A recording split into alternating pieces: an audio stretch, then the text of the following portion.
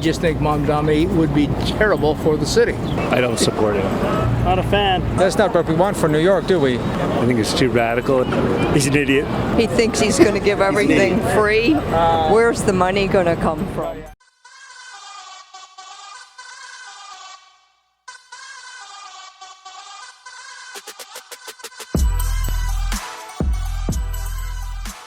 Super PAC recently debuted this billboard in Times Square.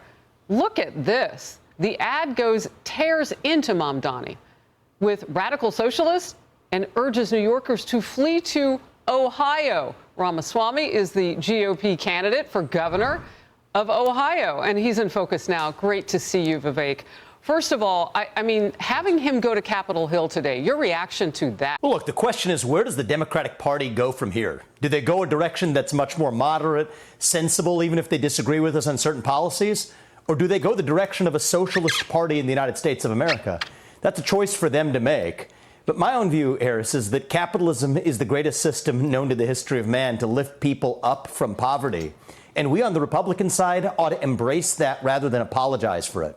One of the things that Mamdani has said in New York is that he wants to eliminate billionaires, or that billionaires shouldn't exist. My view is a little bit different.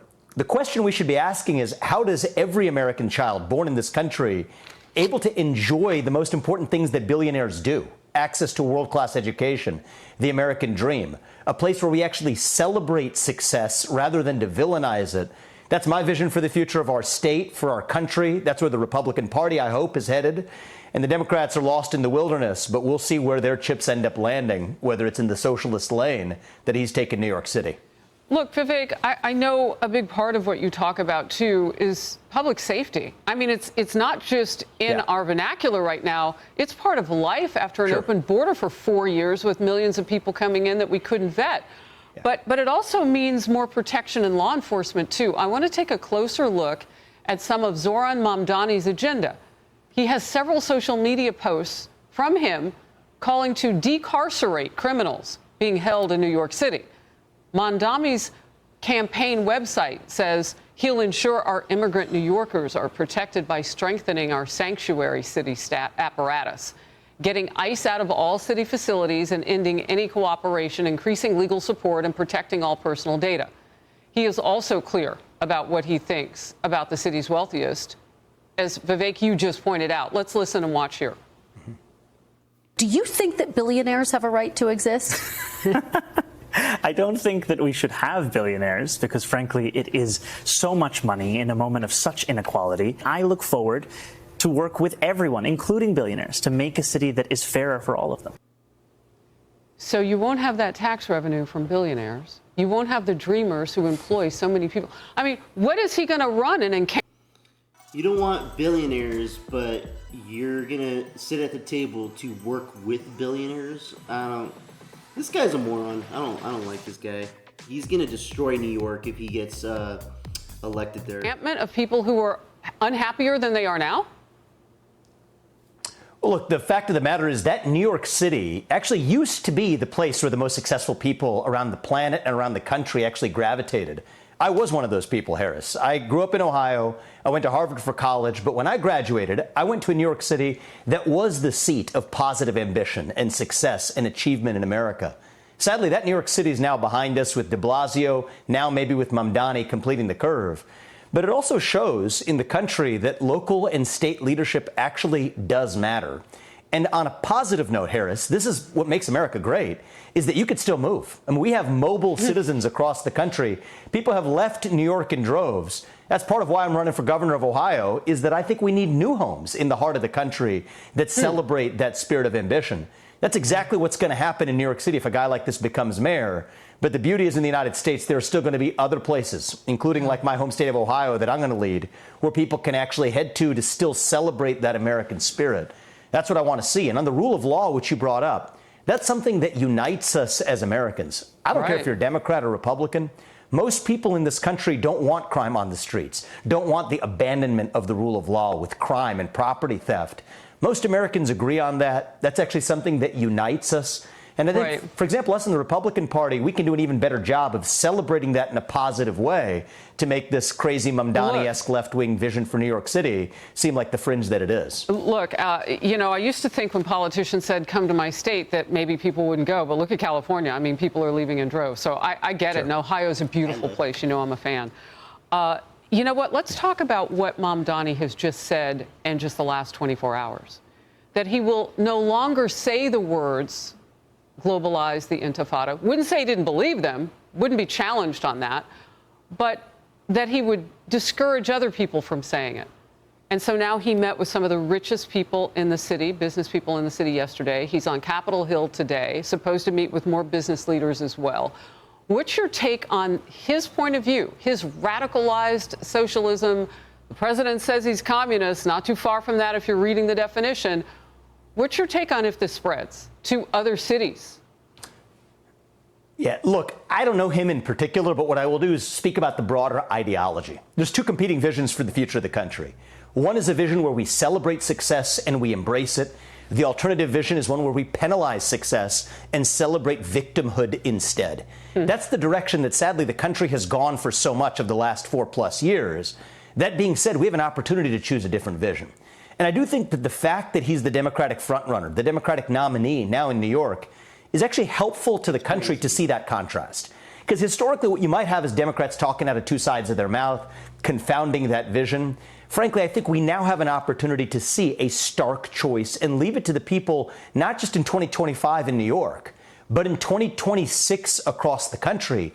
This is what the 2026 midterms are going to be about. It's a fork in the road for the future of the country. And if you want to turn achievement into something that you distribute, if you want to turn success into something that you villainize, great. The Democrats and Mamdani, they've paved that path. The voters deserve that choice. I don't think that's the choice that most voters are going to go for. And you mark my words, Harris, right now. If he wins this, and I think he probably will in New York City right now, that is going to be the defining rift for the 2026 midterms. Well, look, and for my part, I'm looking forward to it. Let's speak to the voters, because they're the people who matter in this equation. And we don't know if the primary really reflects what's going to happen in a bigger election here for mayor in New York City. The Faulkner Focus often goes to the streets of New York City. We sometimes can get people who've come from far away. This time we wanted to talk with New Yorkers to ask them what they think about Mamdani's socialist policies. Because if you think he can win, let's see what the people say. I just think Mamdani would be terrible for the city. I don't support him. Not a fan. That's not what we want for New York, do we? I think it's too radical. He's an idiot. He thinks he's going to give everything free. Where's the money going to come from? Everyone always has to make money. Government-run grocery stores, that's ridiculous. That's what they do in communist countries. Well, I go for private industry. So if that's a choice, okay. I wouldn't want it to be the only choice. It would implode the city. I'm hoping for a miracle. Someone else, Eric Adams or someone wins. I believe if Mamdani wins, I don't know if I'm saying his right name right, but if he wins, New York City is going to fall. And a lot of the people that live there are really going to feel the effects of socialism if he wins. Vivek Ramaswamy, I mean, him going after Ohio to be governor there, I mean, I may consider moving there, actually.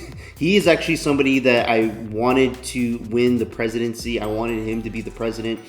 But after everything that's actually going on with this administration and the corruption party that I've been speaking on, that's really holding and pulling the strings of Trump and his staff, I'm actually kind of glad that Vivek didn't enter the administration right now, because as young as he is and as smart as he is, I don't think he would have been ready to take on this the United States as being the president. Now that I really see a better picture of what's going on, so Trump going in, let him do this term. I think these next 3 years are really important for this country in helping and getting rid of the corruption in the administration by being fully transparent on everything. The JFK, MLK, the way they gave out the JFK files was ridiculous in my opinion. Oh, finally, here's 8,000 pages, American people, read it. Oh, but President Trump, can you just tell us what happened it's out there. His response was, oh, it's out there. Let the American people read it. The American people want answers. We don't want to sit there and read 8,000 pages that aren't even good. You can't even read the damn pages. These are all from back in the past when everything's all scribbled and put through scanners and fax machines. You can't see a lot of these papers. We went through it on my channel. And the same thing's going to happen with the MLK files and probably the Epstein files when they finally decide to disclose it to the American people. The American people are just sick of the lies. They're sick of the lies from both parties. And I believe because of how strong Trump and his whole team have been before getting into office and in their particular positions, they were honing in on releasing these files, especially the Epstein files. And now that they're in, they're seeing, we can't just disclose. We can't keep our promises. And if there's a possibility because of what I'm calling the corruption party, the people still in government that are basically pulling the strings on saying no Trump, no Pam Bondi, no Kash Patel, no Dan Bongino. We are not releasing these files to the American people. Either we are not ready yet, or there's people on this list that if we disclose it to the American people, this government could cease to exist. Markets will crash. Everything will go south if this gets fully disclosed. This is just my opinion and my observation of why I believe that they haven't released the files. But let me know what you guys think about the Epstein files and why they haven't released it. What you guys think about this socialist Mamdani in New York City, if he's even going to win. That's not going to be a good sign. And what do you guys think about Vivek Ramaswamy taking the seat in Ohio? Let me know what you guys think in the comments below. Like and subscribe. I would appreciate it. Till next time, peace out, everybody.